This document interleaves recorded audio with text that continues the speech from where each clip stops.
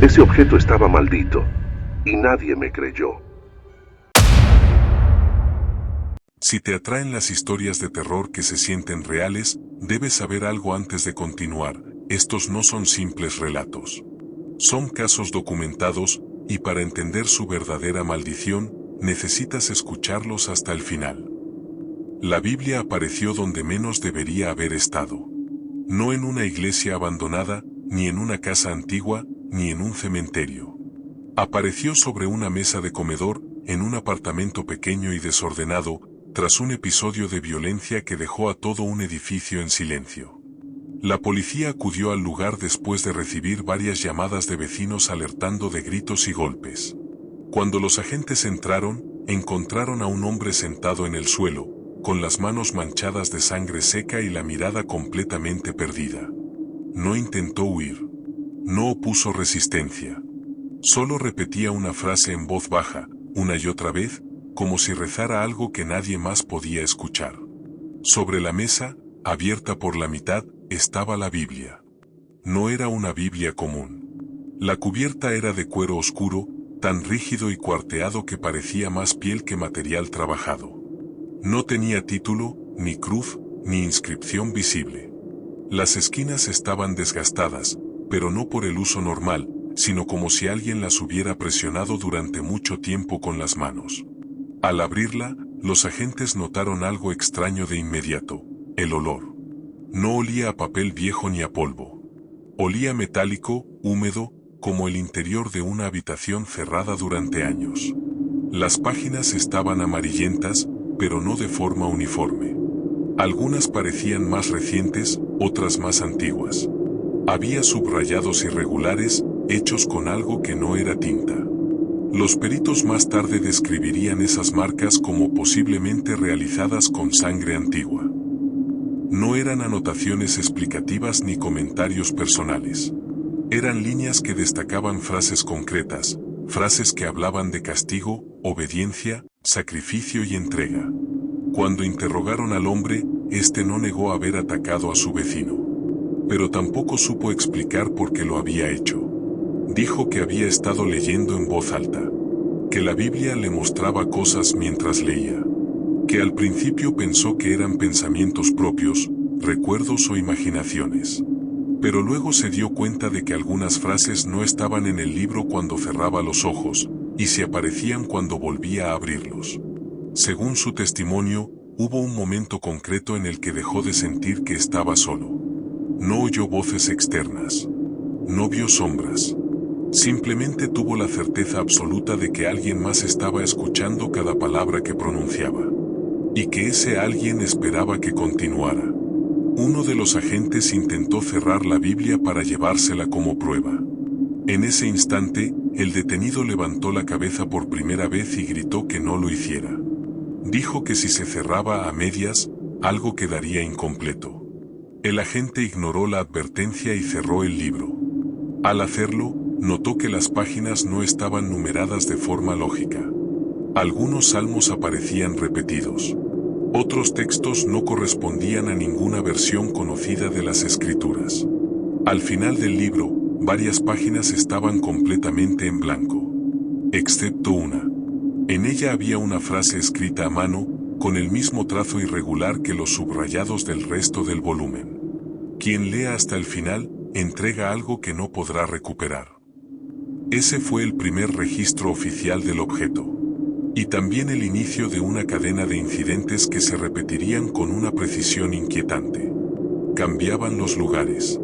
Cambiaban las personas. Pero siempre había una constante: nadie buscó la Biblia por fe. Nadie la compró por devoción. Simplemente apareció, y cuando alguien empezaba a leerla en voz alta, su comportamiento comenzaba a cambiar. Y lo que descubrirían después demostraría que esta Biblia no fue escrita para salvar a nadie, sino para reclamar algo a cambio. El traslado de la Biblia a dependencias policiales no detuvo nada. De hecho, fue a partir de ese momento cuando los efectos comenzaron a ser más difíciles de ignorar. El objeto pasó a custodia judicial y fue almacenado junto a otros elementos incautados en investigaciones sin resolver.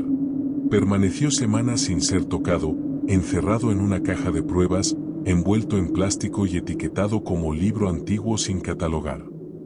Nadie volvió a abrirlo durante ese tiempo. O eso creían. El primer cambio no ocurrió en quien la leyó, sino en quien simplemente estaba cerca. Un funcionario de archivo empezó a experimentar episodios de insomnio extremo. Aseguraba que, cada vez que pasaba por el pasillo donde se encontraba la caja, sentía una presión en el pecho, como si le faltara el aire. Al principio lo atribuyó al estrés laboral. Pero pronto comenzaron los pensamientos intrusivos. Frases completas aparecían en su mente sin contexto, siempre con un tono imperativo. No eran ideas religiosas. Eran órdenes veladas, formuladas como advertencias. Una noche, incapaz de dormir, decidió revisar el inventario para comprobar que la caja seguía cerrada. La encontró abierta. El precinto estaba intacto, pero el interior había sido manipulado. La Biblia estaba fuera del plástico, abierta por una página distinta a la del registro inicial. No había cámaras en ese pasillo. Nadie más tenía acceso a esa zona a esa hora. A partir de ahí, los síntomas se aceleraron. El funcionario comenzó a aislarse. Dejó de hablar con compañeros. Empezó a llevar un cuaderno personal donde escribía frases que no recordaba haber pensado. Cuando se revisaron esas notas más tarde, coincidían palabra por palabra con fragmentos que aparecieron subrayados en la Biblia días después. El orden era siempre el mismo. Primero la frase surgía en la mente del afectado. Luego aparecía marcada en el libro. Los investigadores empezaron a notar un patrón que no podían explicar con psicología convencional. La Biblia no inducía locura inmediata. No atacaba de golpe. Parecía trabajar despacio, debilitando la voluntad, erosionando la percepción de control, introduciendo la idea de que leer era necesario. Que leer era un deber. En varios testimonios posteriores, los afectados describieron la misma sensación, la impresión de estar incompletos mientras el libro permanecía cerrado. Como si algo pendiente reclamara atención. Como si el silencio fuera una forma de castigo. Uno de ellos llegó a decir que la Biblia pesaba más cuando intentaba ignorarla. No físicamente, sino mentalmente. Cada pensamiento cotidiano se volvía más difícil. Las tareas simples parecían irrelevantes. Todo giraba en torno a una sola necesidad: volver a abrir el libro y continuar donde se había dejado. Cuando finalmente lo hicieron, los efectos fueron inmediatos. Sudor frío. Palpitaciones. Una claridad mental extrema, seguida de una agresividad injustificada. Los pasajes leídos no hablaban de amor, ni de redención. Hablaban de juicio. De corrección, de purificación a través del sufrimiento. Y siempre había un detalle que se repetía en todos los casos: quienes leían en voz alta afirmaban sentir que no estaban pronunciando palabras, sino activando algo. Uno de los afectados describió el momento exacto en que dejó de sentirse dueño de sus actos. Dijo que, mientras leía, tuvo la certeza de que el texto ya sabía quién era. Que no estaba diseñado para cualquiera. Que había esperado a la persona adecuada. Y que, a partir de ese instante, cada decisión que tomara estaría condicionada por algo que no podía ver. La situación se volvió insostenible cuando uno de los empleados sufrió un brote violento dentro del archivo. No hubo víctimas mortales, pero el ataque fue tan desproporcionado que obligó a cerrar el área completa. Durante el interrogatorio, el hombre solo repitió una frase: "No terminé de leer". Fue entonces cuando los investigadores comprendieron algo aterrador. La Biblia no castigaba a quienes la abrían. Castigaba a quienes se detenían. Y lo que descubrirían en el siguiente análisis demostraría que el objeto no necesitaba fe, solo continuidad. El cierre del archivo judicial no detuvo la investigación. Al contrario. Fue entonces cuando el caso pasó a manos de un pequeño grupo de analistas externos especializados en textos antiguos, documentos religiosos no canónicos y lenguaje ritual. No eran exorcistas ni creyentes radicales. Eran lingüistas, historiadores y criminólogos. Personas acostumbradas a separar el mito del patrón real. Y aún así, ninguno de ellos salió indemne del contacto con aquella Biblia. El primer detalle que llamó la atención fue el idioma. A simple vista, el texto parecía escrito en una mezcla irregular de latín, hebreo antiguo y una versión alterada del castellano arcaico. Sin embargo, al analizarlo con detenimiento, descubrieron que muchas frases no seguían reglas gramaticales normales. Estaban construidas para ser leídas en voz alta, no para ser comprendidas de forma racional. El ritmo, la repetición de sonidos y ciertas pausas implícitas provocaban un efecto específico en el lector. No era literatura. Era activación. Algunos fragmentos utilizaban estructuras propias de rezos, pero invertidas. Donde debería haber súplica, había exigencia. Donde debería haber promesa, había amenaza. Y siempre aparecía el mismo concepto, repetido con variaciones mínimas: entrega.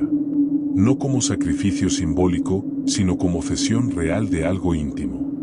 Voluntad. Identidad. Límite. El equipo logró rastrear el origen físico del papel y el cuero hasta mediados del siglo XX. No era un objeto medieval, como muchos habían supuesto. Fue confeccionado entre los años 50 y 60, utilizando técnicas artesanales deliberadamente arcaicas. Eso no fue casual. Quien lo creó sabía que el aspecto debía transmitir antigüedad, autoridad y legitimidad espiritual. Pero lo más inquietante no fue quién lo fabricó. Fue para qué. En archivos desclasificados encontraron referencias a un grupo clandestino activo durante varias décadas, formado por antiguos religiosos, académicos expulsados y personas obsesionadas con la reinterpretación extrema de los textos sagrados. No adoraban a un demonio concreto. Creían que ciertas entidades no podían manifestarse físicamente, pero sí a través del lenguaje leído en voz alta bajo condiciones específicas. Para ellos, la palabra era una puerta. La Biblia no era un libro religioso. Era un contenedor lingüístico. Cada lectura añadía algo al texto. No físicamente al principio, sino a nivel conceptual. Las reacciones emocionales del lector, miedo, culpa, rabia, devoción, se convertían en materia prima. Con el tiempo, esas emociones se fijaban en el objeto. Por eso aparecían nuevos subrayados, nuevas frases, nuevas páginas. La Biblia aprendía. Uno de los investigadores lo explicó de forma inquietantemente sencilla. No es que el libro esté poseído, es que está incompleto. Necesita lectores para terminarse. Eso explicaba por qué castigaba a quienes se detenían antes de acabar. El proceso quedaba interrumpido. Algo quedaba a medias. Y la respuesta del objeto era forzar la continuación, incluso a través de la violencia. Los expertos descubrieron que ciertos pasajes solo aparecían después de eventos traumáticos relacionados con el lector. Accidentes, brotes agresivos, actos de sangre. Era como si el texto se alimentara de consecuencias. Como si necesitara confirmar que su influencia había sido efectiva. Cuando intentaron comparar distintas fotografías del interior de la Biblia tomadas a lo largo de los años, encontraron discrepancias imposibles. No solo cambiaban los subrayados. Cambiaba el orden de los textos. Cambiaban los finales. En algunos casos, aparecían fragmentos dirigidos directamente al lector actual, usando expresiones modernas que no podían haber estado ahí desde el principio.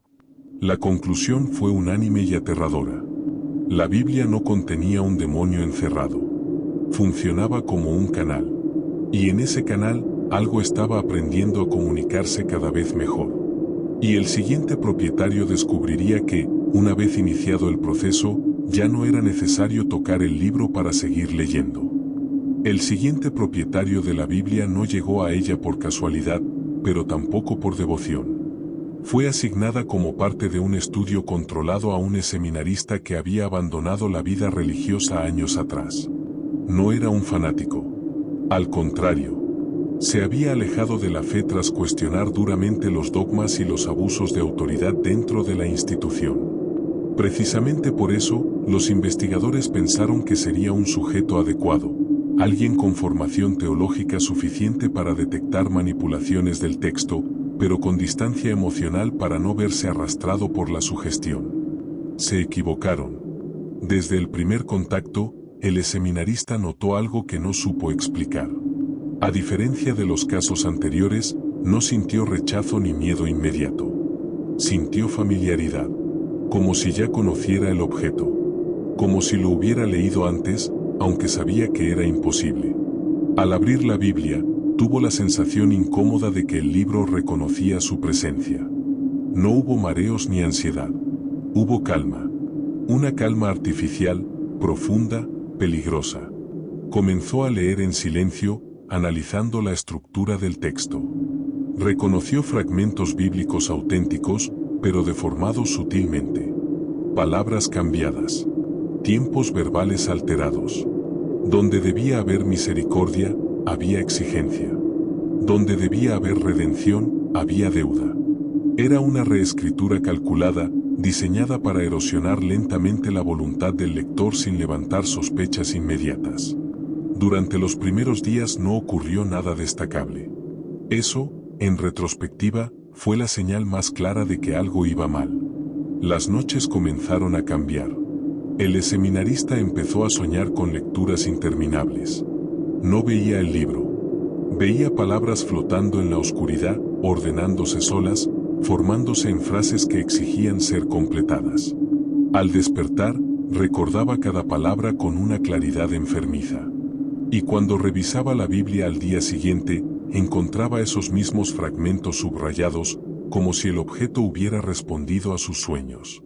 Decidió documentarlo todo. Grabó audios describiendo los cambios. Fotografió las páginas cada mañana. Comparó versiones.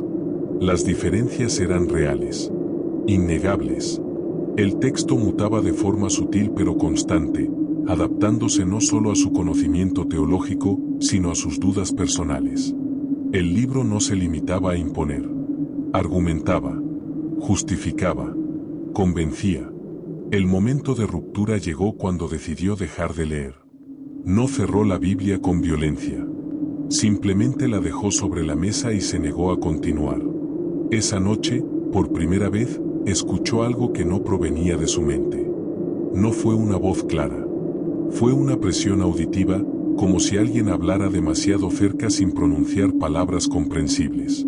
Acompañando esa sensación, apareció un pensamiento único, insistente, imposible de ignorar: no has terminado.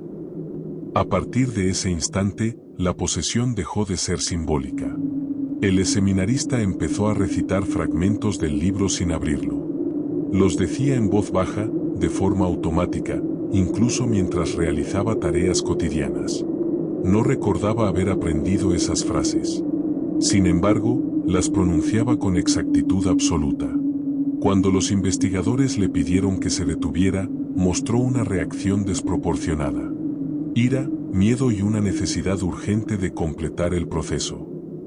Fue entonces cuando ocurrió el primer episodio de violencia directa bajo observación controlada. Durante una sesión de entrevista, el seminarista atacó a uno de los analistas tras acusarlo de interrumpir la lectura. No hubo planificación. No hubo advertencia.